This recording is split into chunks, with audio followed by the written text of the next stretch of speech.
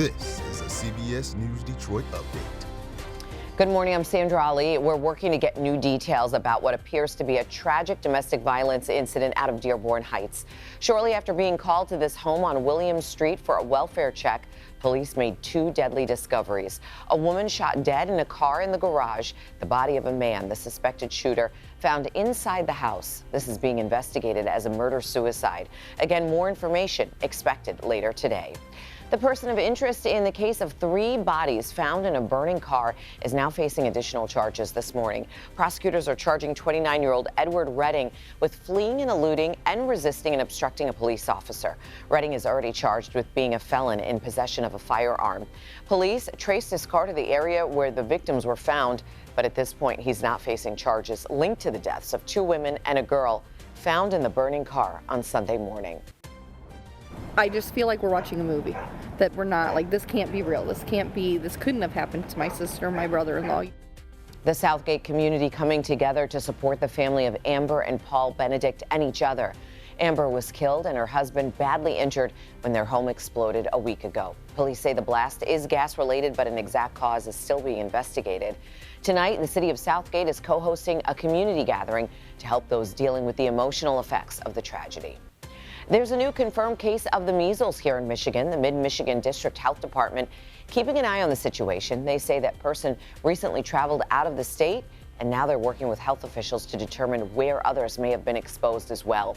This is the fourth known case of measles here in the state. Michigan Governor Gretchen Whitmer makes an unexpected visit to the Oval Office while in Washington, D.C. yesterday.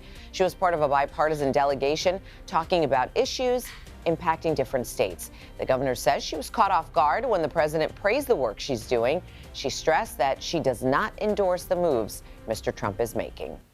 In sports, both the Red Wings and the Pistons have big games tonight. The Pistons host the New York Knicks in what could be a preview of the first round of the playoffs. The Wings are in Florida. They definitely need a win to keep their playoff hopes alive.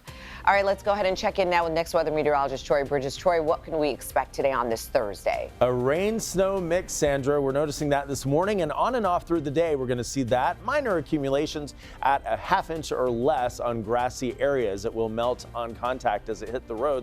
But we are going to be dealing with some wet roads for the next couple of hours on into the afternoon, going to a high today of 43 degrees. We do taper that rain-snow mix off later in the afternoon, but really the first half of the day dealing with rain and snow, mainly rain later in the day, and then it's all out of here as we head through the morning on Friday. So Friday morning's commute looking good, looking sunny through the day Friday with a few high thin clouds, and dry throughout the weekend. So some much better weather after we get through today. Afternoon highs today, upper 30s, low 40s, 40 in Adrian today, 38 in Pontiac, 43 for Detroit, and then early morning temperatures tomorrow in the 30s, some upper 20s in some of our northern and western zones. There are the next 7 days. Drying out on Friday, a high of 50, then 55 on Saturday, all the way up to 60 on Sunday, and staying dry until Monday. Only slight rain chances coming in late Monday, but Monday's high almost 70 degrees. Enjoy it because the 50s return for highs Tuesday and Wednesday. Sandra, back to you.